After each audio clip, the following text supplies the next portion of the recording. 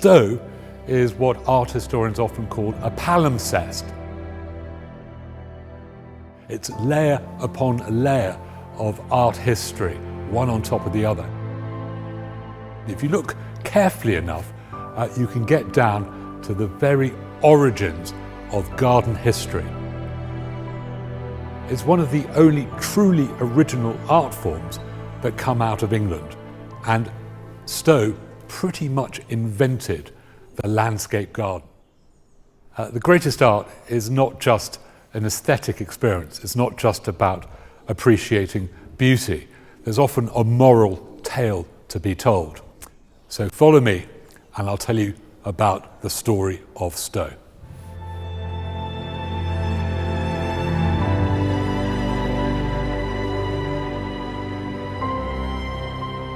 Now, behind me you can see the largest and possibly the most finely realised neoclassical building in the world. It's 300 yards across, the largest privately owned house in Britain. Wentworth Woodhouse competes, but we win that particular competition. And as I said, with the history of Stowe, you're looking at the evolution of a building. The first building appears around 1683. It's quite a small red brick manor, not particularly distinguished, built and designed by William Clear, who was an apprentice of Christopher Wren. So a typical William and Mary house. But over the next 100 years, Stowe really comes into its own.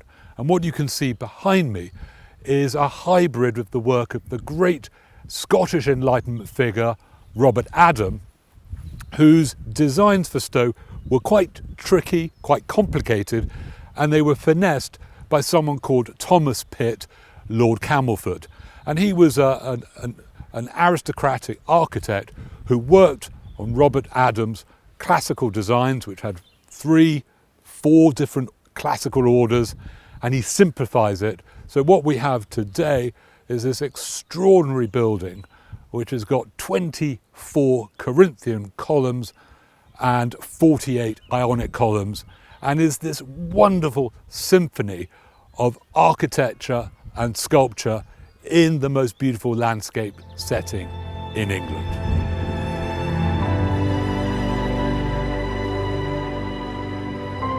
Now you have to see the mansion as the mother of all temples. And as the house expanded, the garden evolved as well.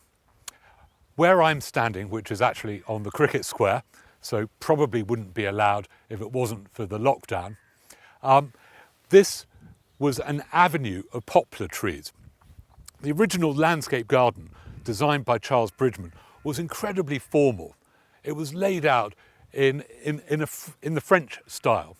So there were parterre lawns, there were straight lines, it was very geometric. But all that was swept away in the 1750s.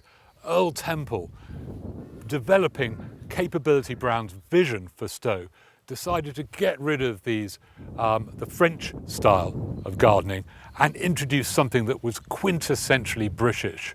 Parterre lawns, poplar trees, avenues, even the fountain in the Octagon Lake behind me. All of these things were removed, and instead we have this new planting regime. So it's rather like a theatre with stage flats staging and framing this entire space. And we have this grand sweep. Behind me, the Octagon Lake, which has been softened and naturalised, really doesn't look like an octagon anymore. And you sweep over the ha-ha to the Corinthian arch behind me, built in 1765, again to the design of Thomas Pitt, Lord Camelford. And in one fell swoop, British landscape gardening was invented here at Stowe. Nothing at Stowe is here by accident. Everything is here by design. And here I am standing in front of the Doric Arch. The Doric Arch was commissioned in 1768 to celebrate the visit of Princess Amelia, George III's aunt, who came to Stowe in 1770. And it does three things. First, it's this wonderful frame which takes us on a journey. In the mid-distance you can see the Palladian bridge, not the work of Palladio, the Italian Renaissance architect, but the work of an English architect called James Gibbs. 2 miles away from where I'm standing, you can just make out the shape of Stowe Castle. And that was created in the 1730s to be the end point in that bluey-green haze, to show you that anything that the French painters, Claude Lorraine, Nicolas Poussin, were doing on a 2-dimensional canvas, we could do in 1-to-1 real 3-dimensional space. Go through the arch and it takes you on another journey. It takes you to Elysium, the place where the Roman gods chose to take the heroes, those who had really excelled, and to put them into paradise. And this is a glimpse of what paradise could be like. So let's go through the arch and experience paradise. Now, one of the most interesting things about Stowe is that it's never static. It's evolving, it changes. And these statues here are Apollo and the 9 Muses.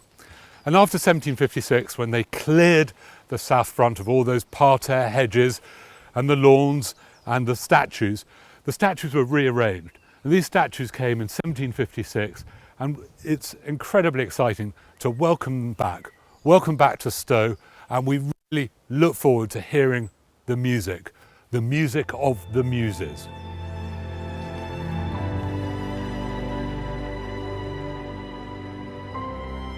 We're now at the Temple of Ancient Virtue, Priscae Virtuti.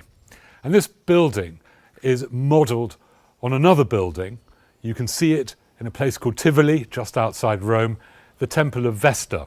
There's another version of it in the middle of Rome in the Forum, and of course it's where the Vestal Virgins were the guardians of the temple. Our version at Stowe has been Stoicized.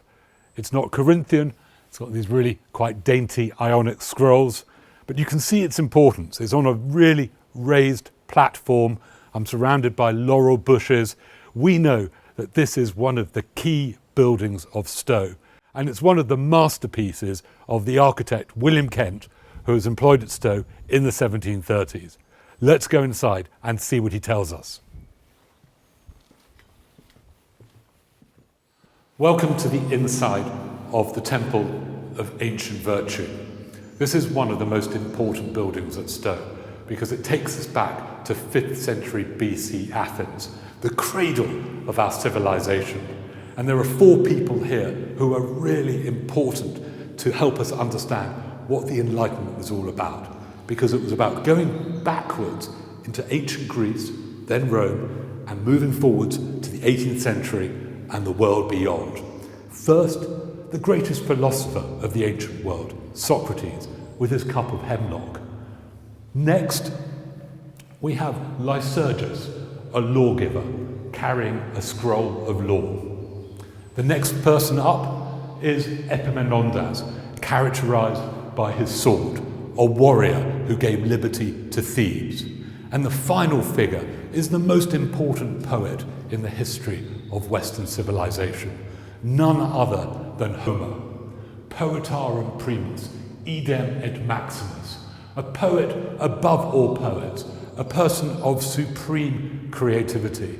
And this is the key that helps us unlock the Enlightenment.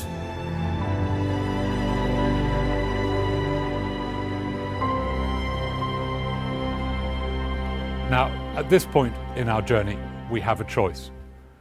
We can either go to the Temple of Modern Virtue, which was built by William Kent deliberately as a ruin. Why would he do that?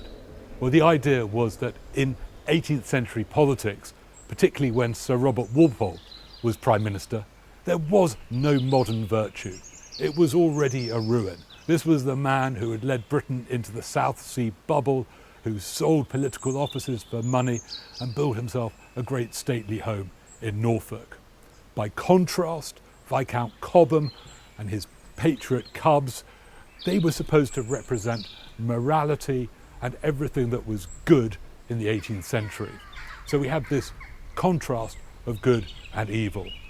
Behind me is paradise. It's the Elysian Fields. It's the 18th century version of what heaven might look like. Elysium in the ancient world was into paradise. And this is not a bad evocation of what paradise could look like. Look at the trees, the clouds, you can hear the bird song, the water behind me. And then to just give you that connection from the ancient world to the modern world, we have the most important temple of all, the Temple of British Worthies. All the ideas that we celebrate today begin with the Temple of British Worthies, the most important temple at Stowe.